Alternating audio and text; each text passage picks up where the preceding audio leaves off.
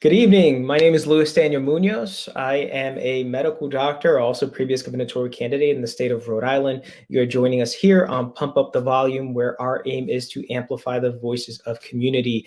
And what that translates into is asking the questions, pushing back against the status quo and establishments that oftentimes are misleading the public about what is really going on, or at times what is actually not going on.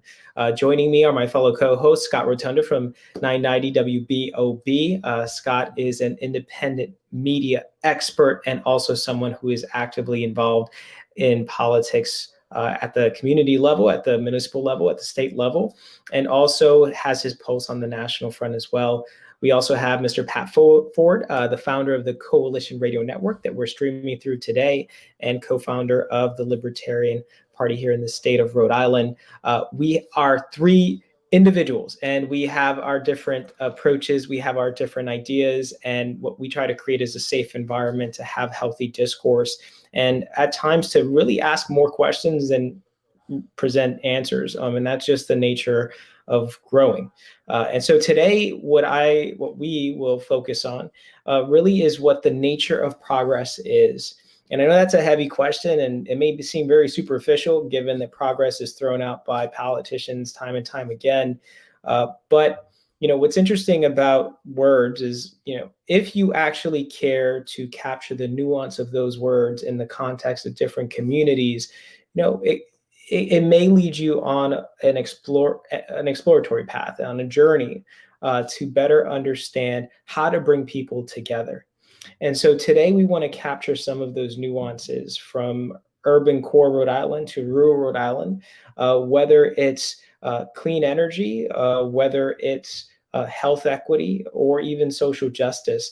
What I'm going to be asking my fellow co-hosts today is to think about and present a situation, policy issue that may in fact have two sides that are not necessarily distant from one another, but are different in how they implement what is considered to be progress. And so I'm going to start just to kind of lay the groundwork, and I'll let Scott and Pat kind of think about what they'd like to bring up today.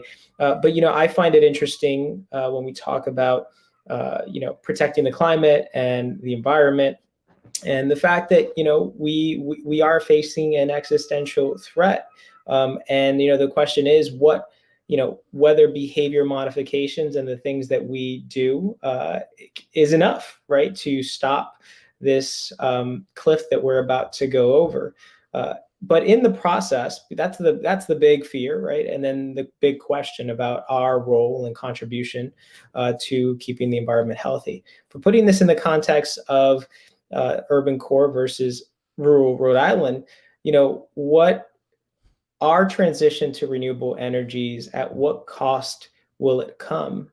And it's not an answer I'm giving you today, but it's a question I'm posing. We have poverty in parts of Providence. We have utility rates that continue to go up without any control measures or without administrations that are willing to capitate or fight back. And yet the transition to renewables comes at a cost primarily because of the cost of the technology, of the infrastructure, right? And the likelihood that that technology is really not at a state where it's as sustainable when you compare it to traditional forms of energy. So does that mean we shouldn't transition? No. But the question is, how do we do that transition responsibly to ensure that we're also keeping the most vulnerable communities safe in that they're able to pay their utility bills and hopefully even have rates that are reduced? On the other hand, let's also think about, Exeter, West Greenwich. We have South County, and, when we talk about renewables, oftentimes the technology that everyone leans on is solar. So you have a community that wants to protect the environment, but wants to do so as well in the form of conservation, of keeping green spaces safe, of reducing the instances in which you have hundreds of acres of trees cut down for solar farms. And so progress in terms of protecting the environment and also transitioning to renewables could also mean something significantly different for Exeter, West Greenwich. So who's right, who's wrong here?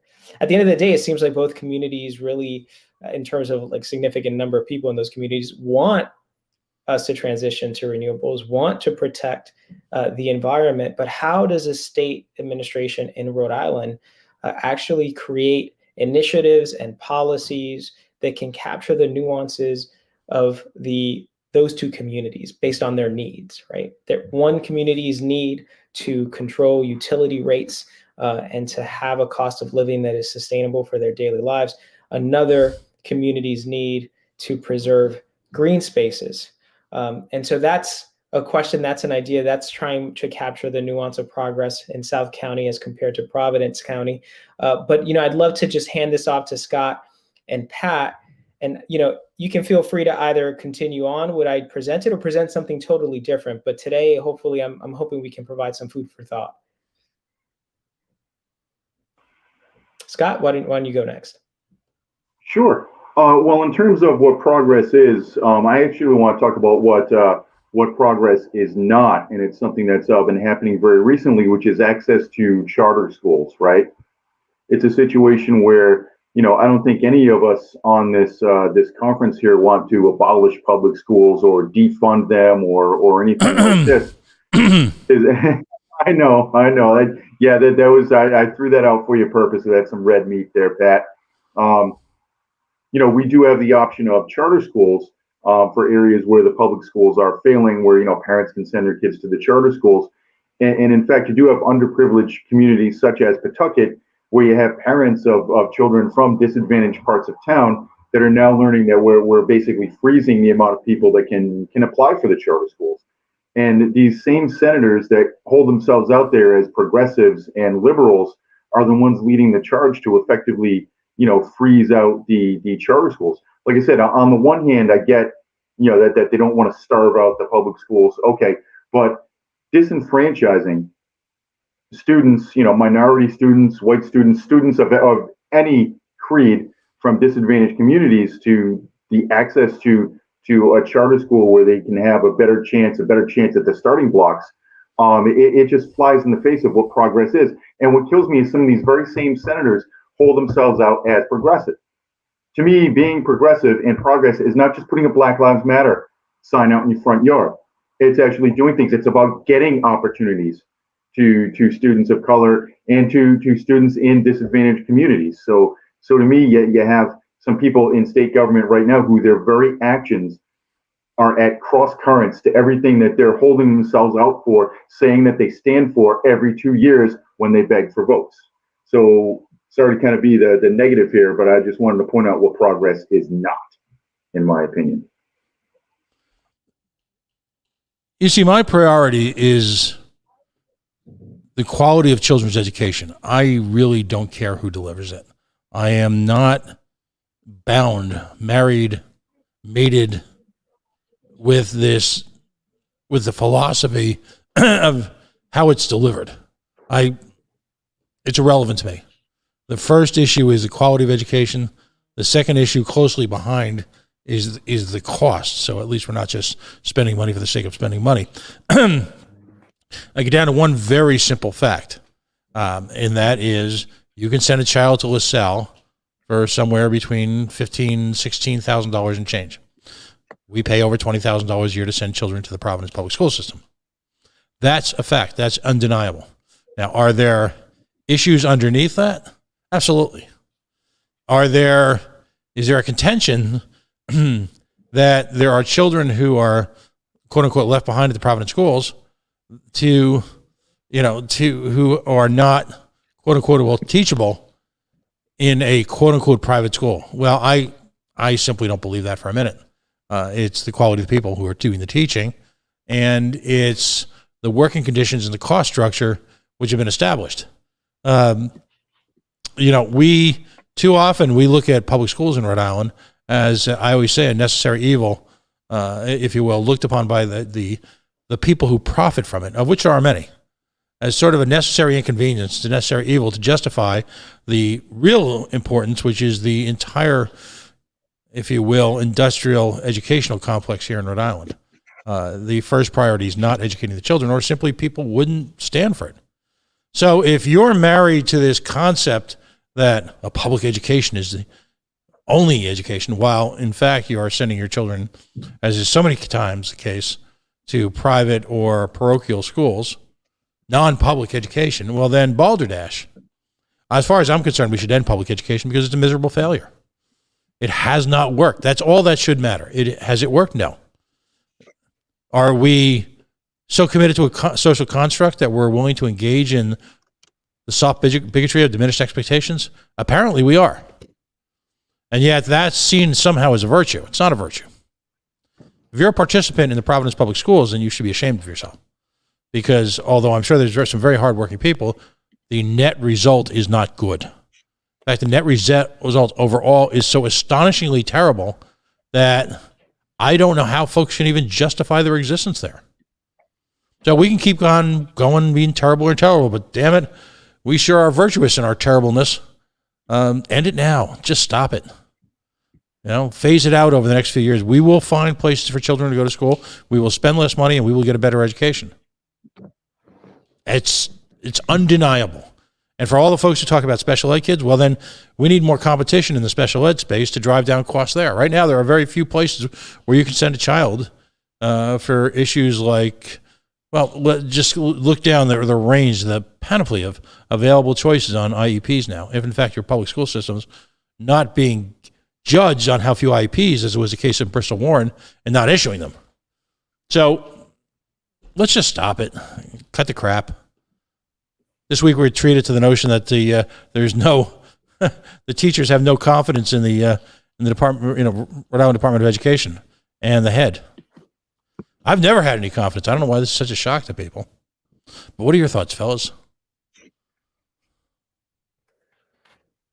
Yeah, as I'm listening, you didn't present a third nuanced scenario, but you did build on what Scott was saying, Pat. So since we're gonna build on this, I'm gonna have to push back a little and say, if we're really talking about progress, then we need to start having a sophisticated approach around what that progress should look like. What are the incremental steps? And I don't mean incrementalism in the way that an establishment might use it to stunt any action at all. I'm talking about the fact that we have a formulary, that when you look at the funding formula for education and you literally look at the equation that's been designed, and you can see how a simple square root was used to create a system that does not adequately fund schools that are actually in greater need, that cannot produce the revenue to actually fund themselves, right? That to support their improvement, versus municipalities that can produce that revenue, proportionately wise, are paying the same, are contributing the same amount to education as Providence, as an example. So we can address the funding formula. There are models across states. I spoke to a professor at URI. There are models that have funding formulas that are fair. There are models that have, for instance, examples that might indicate that Providence should separate out of the municipalities included in the funding formula and be funded completely separately from every other municipalities. There are states that have shown that to work. There are states that have shown that for the non-traditional education that takes place, whether you want to call it informal, if it's soft business skills and after school programs, or formal education like vocational skills and after school programs, that can also be funded through an education formula if our formula is rewritten.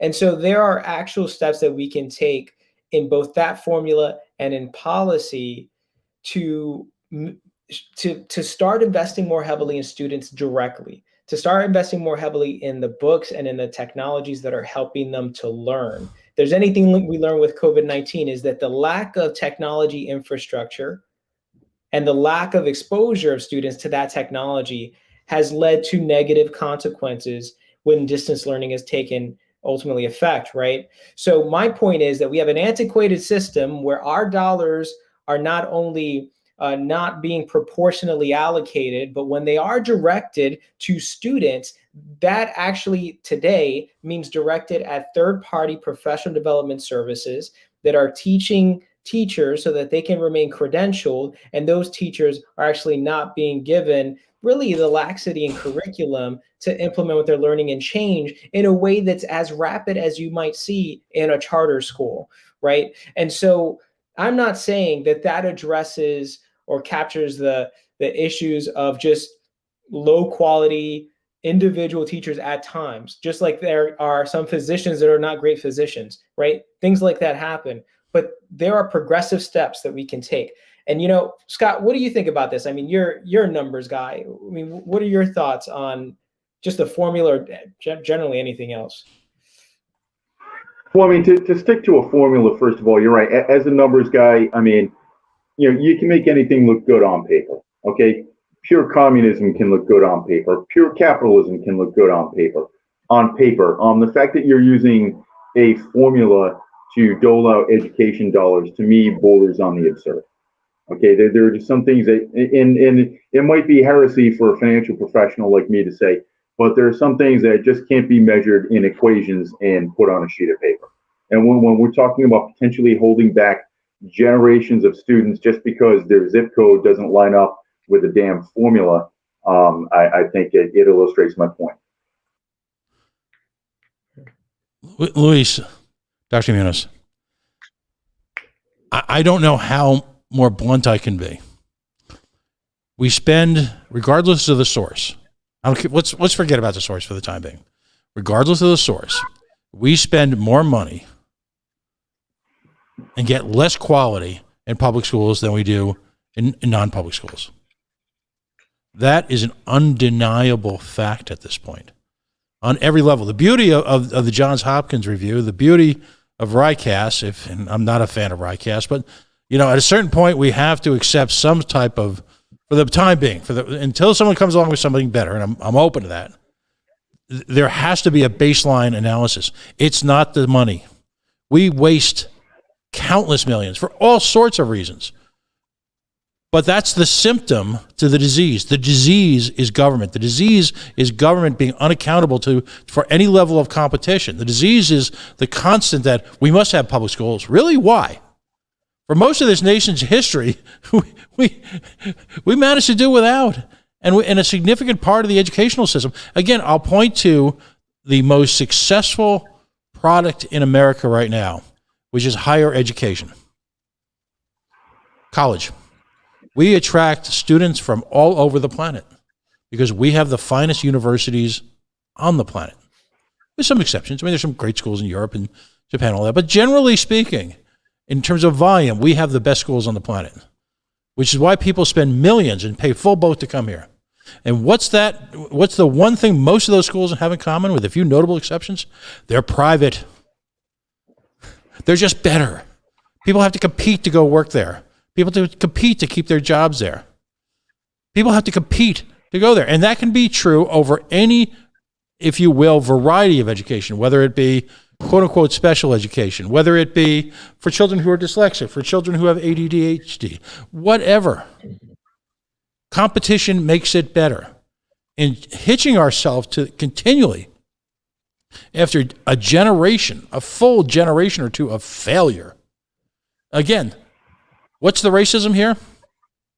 The notion that we are going to tie our children to in minority communities to failed public schools, and that has nothing to do with funding. Nothing. The federal government spends a fortune here. Yeah. Go ahead, buddy. So let me. Yeah. I just look. When lottery systems are the only way for students to get an opportunity, I can tell you that is a framework that has been used and designed on the backs of a capitalist system that was founded on an enslaved people. So, I mean, I'm just saying, Pat, you're using that word racism. I just want to be very intentional here with the words we use around education, because I'm willing to bring it back to another level. So let me just bring it back, but I just wanted to point that out. You know, I could say that the charter school lottery system has an issue with it, just as much as you're saying that there's an issue with the disenfranchisement of public school students. Okay, so like we can see both sides of this. I also want to like point out though, in highly, you know, schools with large endowments have the luxury of doing whatever they want. Brown University included, Harvard University included, I'm not talking Ivy League, about. sister Ivy League. I'm not talking about that. But what I'm saying, Pat, is, but we have a lot of students in state schools that leave with bachelor's degrees and cannot find a job. Absolutely. So yeah. So if the measure that we have for colleges is success in finding a job, then I would say that just generally as a nation, we are also struggling on that front as well. I don't define success in college as finding a job, even remotely. The purpose of college is not to find a job. The purpose of college is to get an education. The purpose of K-12 is to get an education. Right? Again, I'm with you. This whole bit about lotteries for charter schools, nonsense. There's a simple way to get rid of that. Get rid of charter schools. Government should not be involved in education at any level. They if there was a track record for success, scoreboard, as they like to say on sports radio, right? But there isn't. There just isn't. I sound exasperated because I've been having this conversation with people in the state for a couple of years, and guess what? We just had another crappy year with kids in crappy schools, run by some very well-meaning people, but ultimately the product is terrible. The product's not geared for kids who are ESL. The product's not geared to them. For kids who significant number of children who have learn differently, the product's not geared to them. We've just thrown together this mishmash, and under the aren't we swell? We have public schools where people can go to crappy schools for free, but they're not free. Federal government spends an enormous amount of money in the state. Private institutions spend an enormous amount of money in the state. The only thing in common is that they all contribute to a failed product. And charter schools aren't the answer. The answer is to create the same type of framework that universities operate under, where they have to compete for the best students, or they have to compete for students that fit into their niche, their category. And that, in the case of colleges, go ahead, buddy. I want to add to that a little bit. I think part of the problem is lack of accountability. So we, the three of us, all have jobs. If I do terrible in my job with the finances of my company, I'm accountable. I'll be fired. Pat, in your job, if you don't sell for an extended period of time, you'll get fired. Dr. Muñoz, if you prescribe the wrong medications or administer the wrong shots after a certain amount of time, you'll be fired. And when we have the Johns Hopkins report come out saying, I forget how few of the students read at grade level or that they graduate and read at elementary school level. And the problem is there's been no accountability. And I think a lot of that stems towards, job security. So I think, way back when, teaching was almost a patronage shop, right? So if you were friends with the mayor or you, quote unquote, knew somebody, you could get a job teaching. And when that mayor left office or you were no longer friends with that person, you could be switched out pretty quickly. So that's part of the reason why we have, teachers unions and education unions to protect people's jobs so they don't get fired on a whim. Where I have the issue is, again, there's no or little to no accountability anymore. To Pat's point, how many years in a row have crappy results been turned in, and I haven't seen mass firings as you would in the public sector? And I don't think the answer to that is necessarily standardized testing, because everybody works at a different level. But there's got to be something. There's got to be, if we're going to go with the public school system, that there has to be the caveat. If we're going to take away charter schools, then there has to be accountability, and churning out kids with high school diplomas that may as well be written on toilet paper because they can't read at a sixth grade level is terrible. It dooms those kids to another generation of failure, and it's unconscionable. So my question to both of you is, and then I'll cede the floor. Just quickly, my question is, why do we keep beating the dead horse? Why do we keep flogging the same failed concept? This is not new. Failed public schools have been with us for a while. And all sorts of experts have weighed in. All sorts of money's been spent on this and that. Remember the race to the top, or we called it here the race to the bottom. Yeah, that was why continue to invest in failure and lose yet another generation of children? Again, the delivery system of a product shouldn't matter. We don't care how milk is made. We don't care how, bread is made. We go to the store and we look at the bread that works for us. At a certain level, why are we obsessed with who's in charge? So why? Yeah. So look, actually, we do monitor the way bread's made. We do make sure that there are certain minerals in bread. We do enrich bread, right? I mean, I'm just going to use your analogy. Actually, I went the last time I brought bread this week was from a private vendor, and I got to tell you, it was delicious, and I have no idea what was in it, and they conform to nothing other than hygienic standards. Let's look at it the same way. They put plenty of folate in bread these days, and I'm going to use your metaphor, Pat, because the bottom line is we live in a society where there are regulations and expectations around quality. And so you're making a quality point. So I'm going to address the quality point you're making around education from my perspective. Yes, an education system should be held accountable, but an education system should also be sustainable. And if it is not sustainable, but clearly sustainable, meaning that there are protections, there are pillars in place that system will not collapse on the population that it is serving, then who's going to be accountable if it does collapse? That is a question with the private industry. We saw that when these, was it Catherine Gregg or something, these colleges with associate programs started to open up early on. This is before Phoenix and online schools, and several of them closed down, right? And then those individuals have associate's degrees that are from institutions that no longer exist. We have seen private education systems propped up and collapse. We see public charters, and we also see independent charters. We see independent charters driven by a community that sees that there's a need in the short term to address quality with a hope that the public school system will learn from independent charters.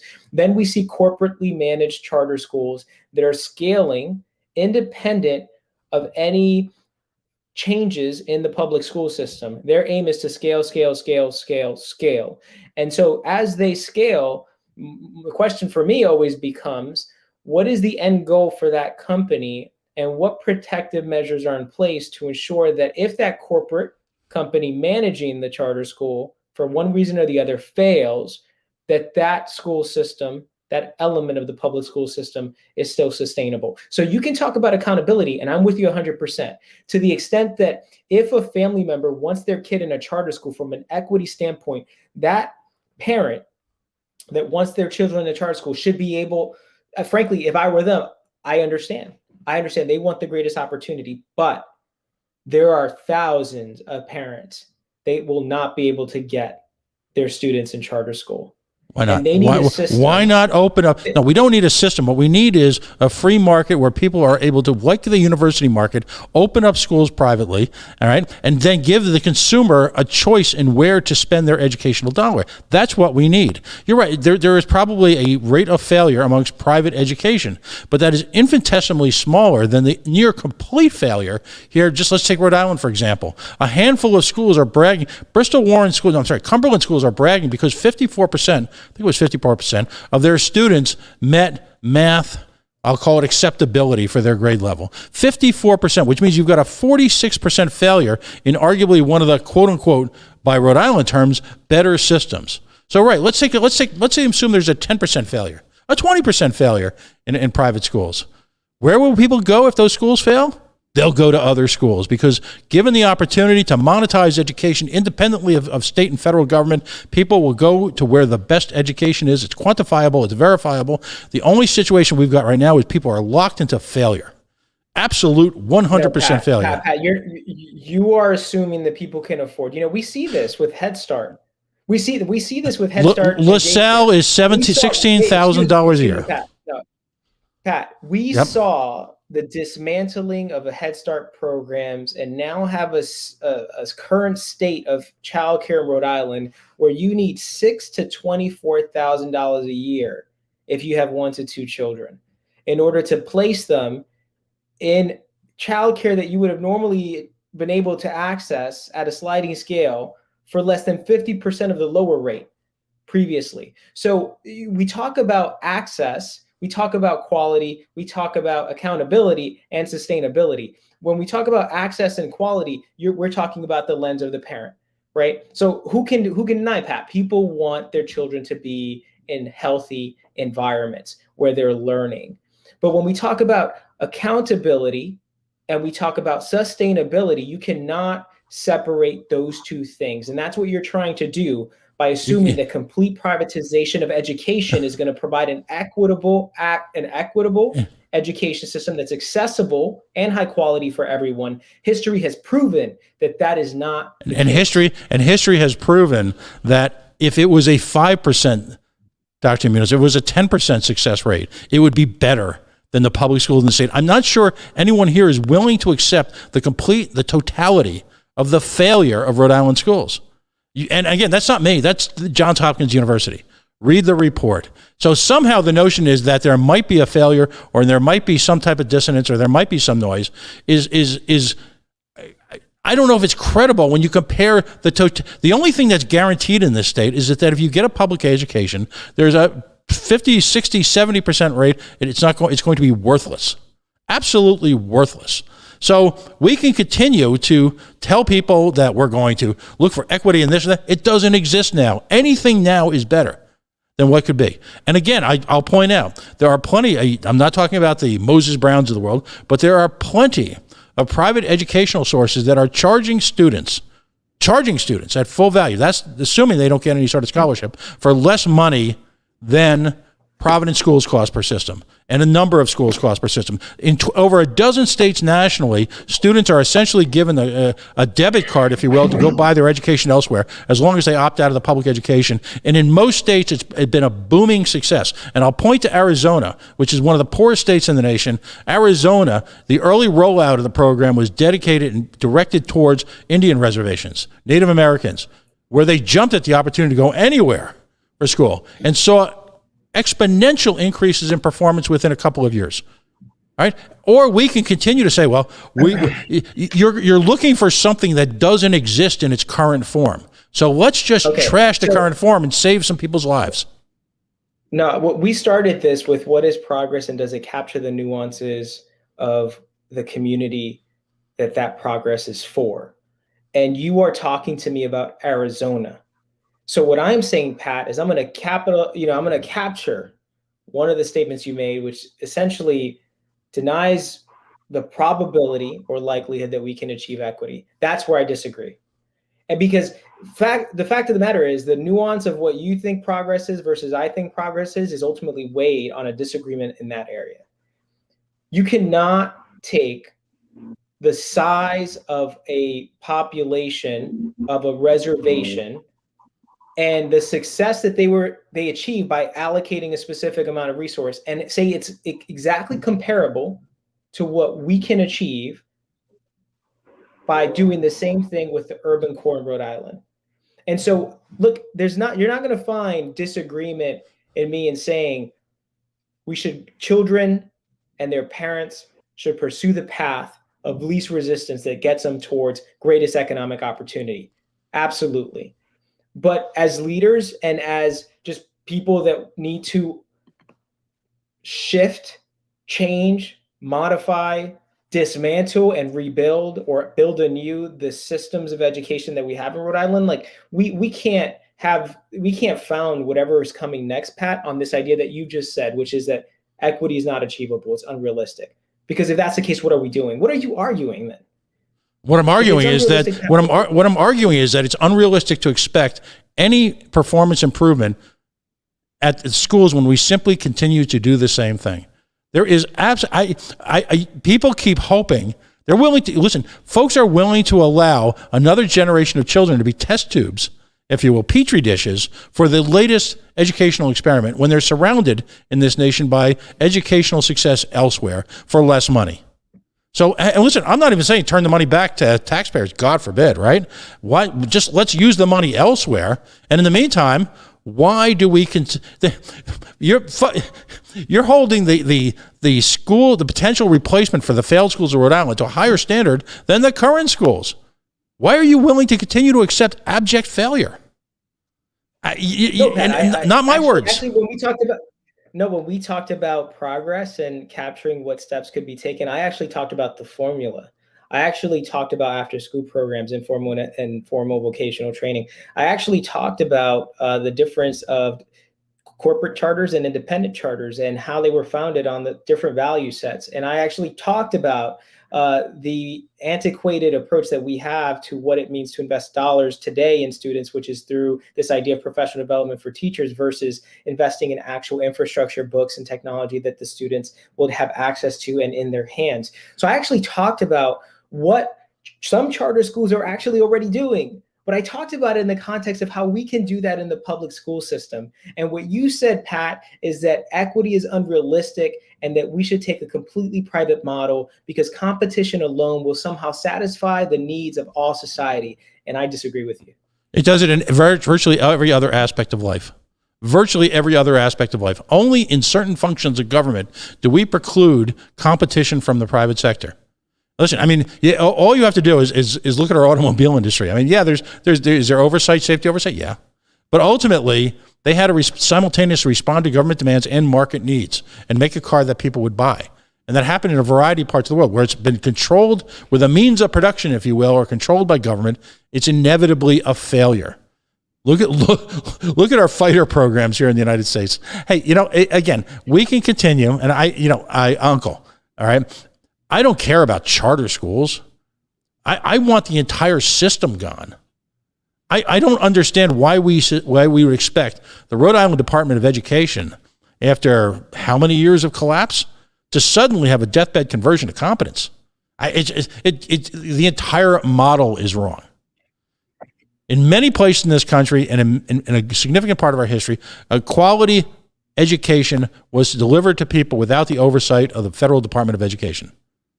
Get rid of that. Trash that instantly. And for all the other kids who actually want to learn and their parents want to learn, which is probably 99 and what do they say in the Dove commercial, 99 and 4,400%, because all kids are great kids and all kids have talent, then get them the hell out of these warehouses, because that's all these schools are. Pat, where,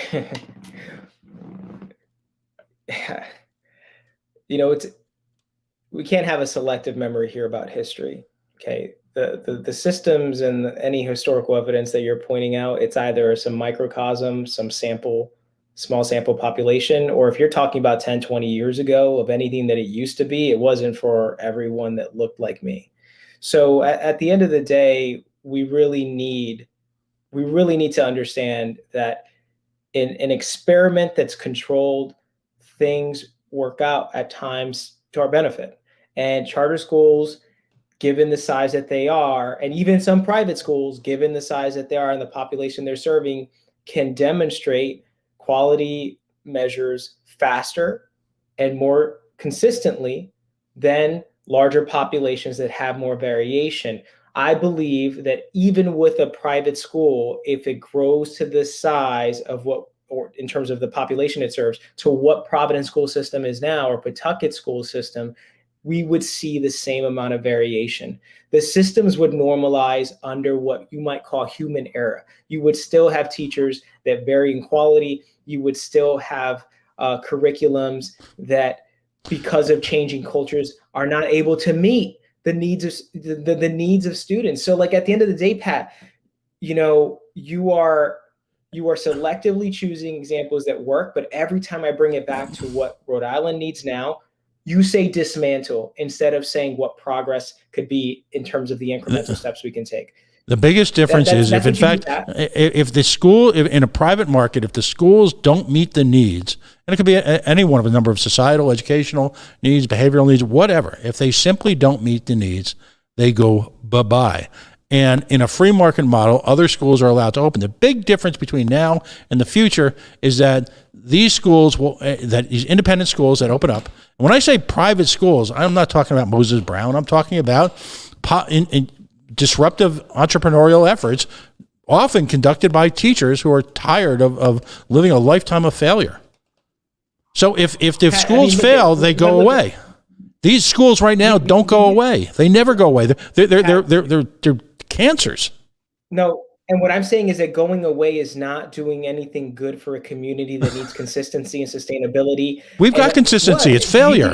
No, Pat. Wait. It's not funny. No, it's failure. I said. I didn't say it's funny. No, it's not funny at all. I'm the one who's so upset about it. It's failure. That's what's consistent. And what I'm saying, Pat, is what I'm talking about sustainability. I'm talking about sustainable systems. And the issue with a lot of people that push progress down on communities is they are not thinking about how to create a sustainable system. So, and I'm going to be very, very general here, Pat, because what you're doing today is a little bit of that, like pushing an idea down, assuming that it works for everyone, independent of the cost or risk that it inherently is in that idea, is not. How can it be progress for the people? How can a school closing down, or the risk of a school closing down being that much greater than what is public school systems risk is for closing down, be good for the people? You can talk about quality of education, but what about just literally having the building open for students to attend a school? This is what I'm saying, Here's an Pat. This idea is where I disagree with you. Here's an idea of what is progress, just in broad strokes here. Like you said, like pushing progress down. It sounds to me like a top-down process. And how dare the people at the top in the echelons of power think that they know what progress is? Why not have communities, disadvantaged or underprivileged communities, push it from the bottom up? To tell us what you need. To tell the people in power, because they don't know, and it doesn't mean that they're bad people. It means they just don't know. Have it pushed from the bottom up for these communities to say, this is what we need in terms of education. This is what we need for affordable housing. And affordable housing isn't 5 people in a 2-room, apartment. What is affordable housing so that people can live like human beings, so that they can have the education to be on the starting blocks with everybody else. To have those communities tell us what is needed and listen, not just at election time, but all the time. This current government let's talk about affordable housing for just a second. Scott, this current government that's in place in Rhode Island continues to subsidize the construction of luxury housing with no interest, low interest loans, with generous tax deferments. And we're shocked that no one builds middle income housing or housing that's geared towards folks of lesser means. What do we expect? It is. Let's call it low income housing. So let me ask you, Pat, are you okay with low income housing now?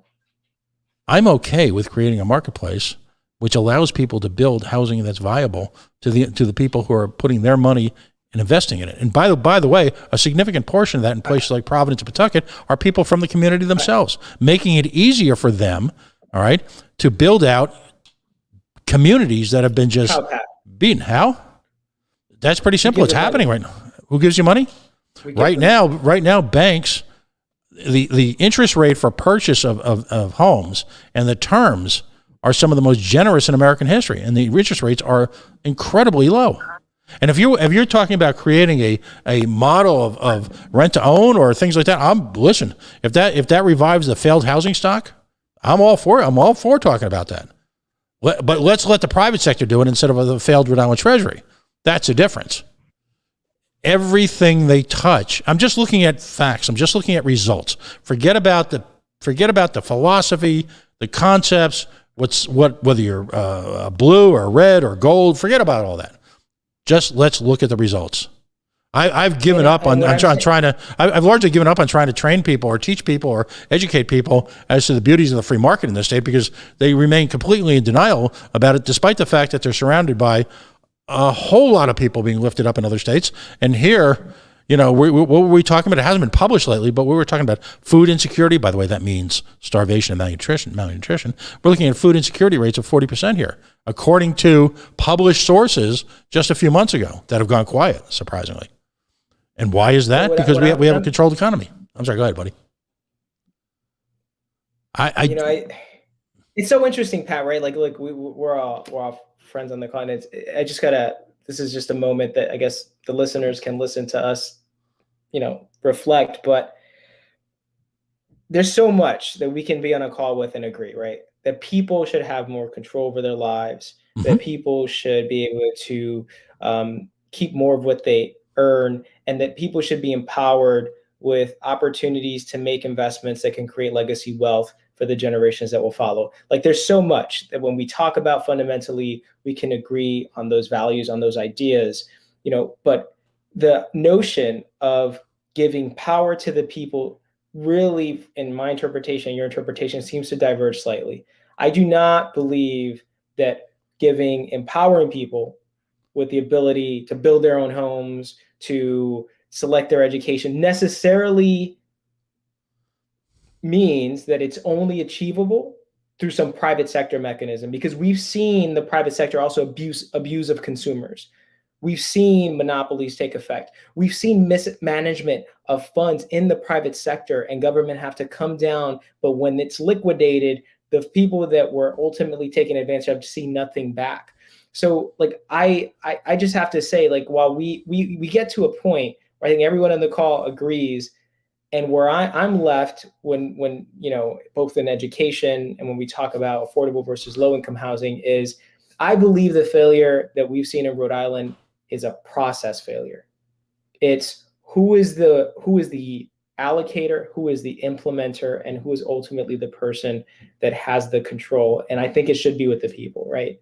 I think that municipalities that have school systems, if they had the proper allocation of funds, places like Providence, and if the way that were structured in terms of who's using the funds and what kind of protections are in place to make sure those funds are going to students, I think that process, which we don't currently have well defined, can actually make our education system better.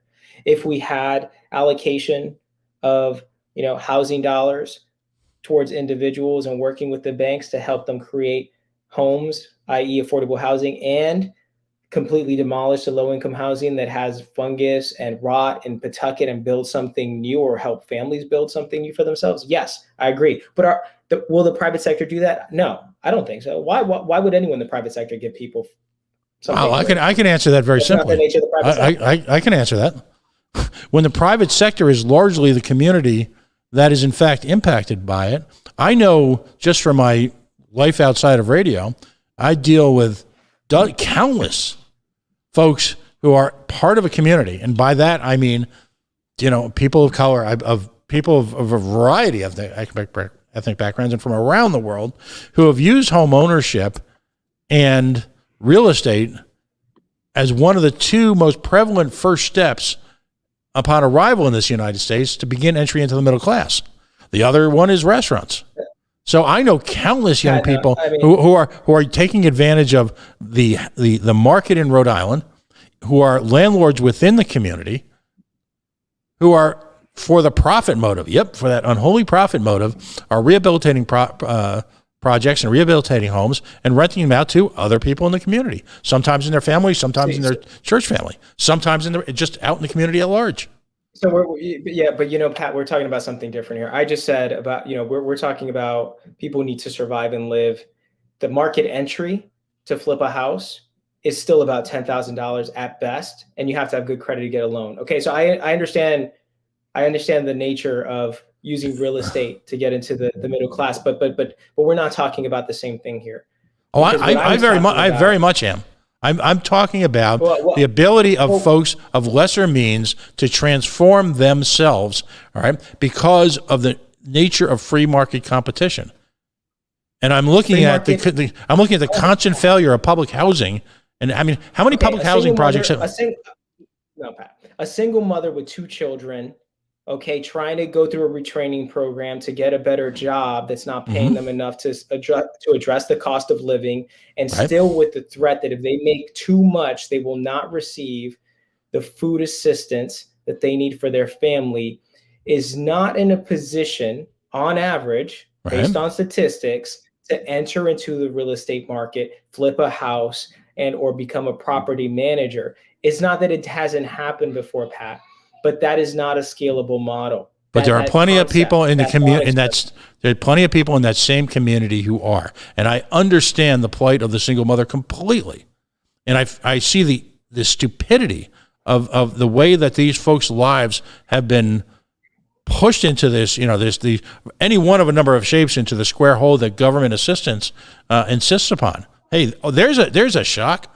Government assistance not doing a great job because of the simple absence of common sense of forcing folks into an assistance model with making it difficult for them to get out of it. Who's running that? Is that private industry? No. That's, again, a failure of government. we need to create at least a semblance. I'm not expecting it overnight, especially here in Rhode Island, despite the fact that we lag most of New England in just about everything. Again, let's never forget that pre-pandemic, 40 miles from our borders, less, was one of the hottest economies on the planet, and lifting up all sorts of folks. The notion of fighting for a minimum wage in Boston until the pandemic happened was laughable, because if you wanted to hire anybody, you had to pay more than the minimum wage. You simply had to.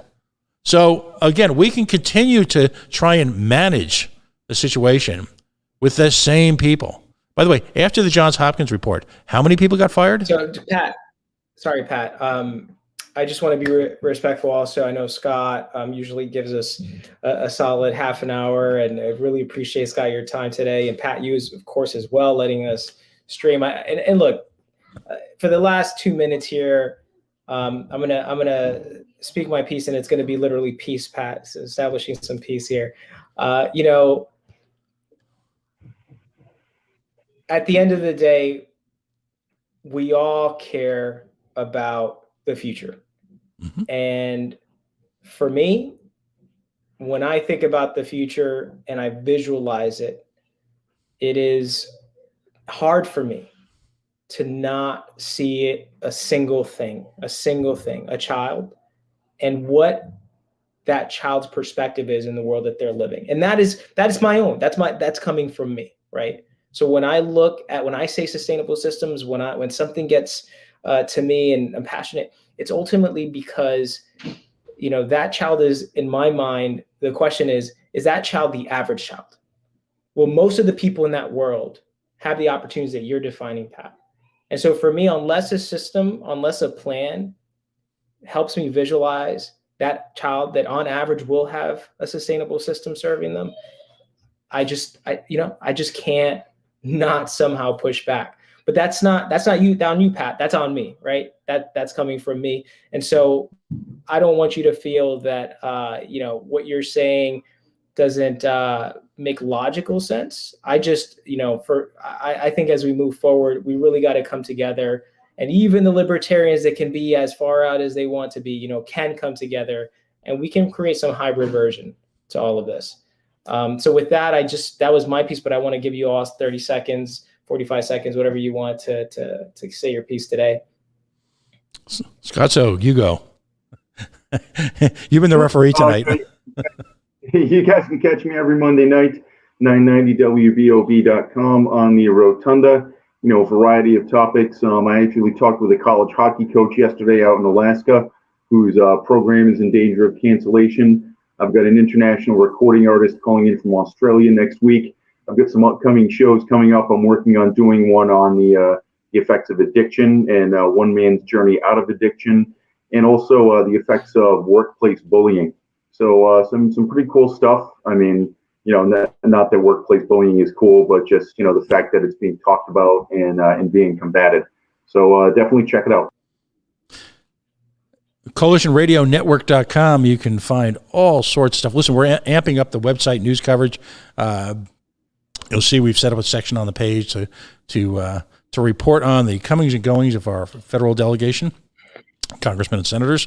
I have to say that the media organization behind David Cicilline is pretty active. They chew out a pretty significant amount of stuff. More credit to them. I don't always agree with them, obviously, but more credit to them.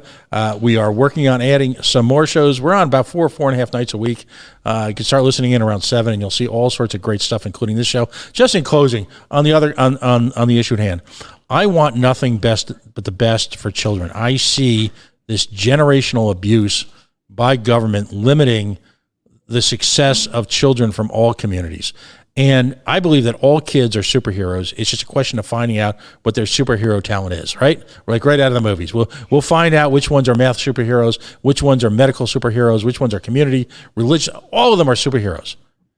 And I just see generation after generation here in Rhode Island being sidelined. And we keep saying we're going to make all these changes within the existing system. Again, what's the term? The soft bigotry of diminished expectations.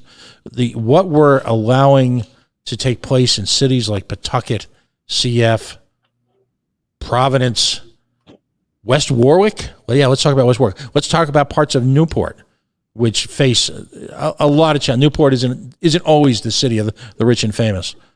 Around Rhode Island, there's one consistent result.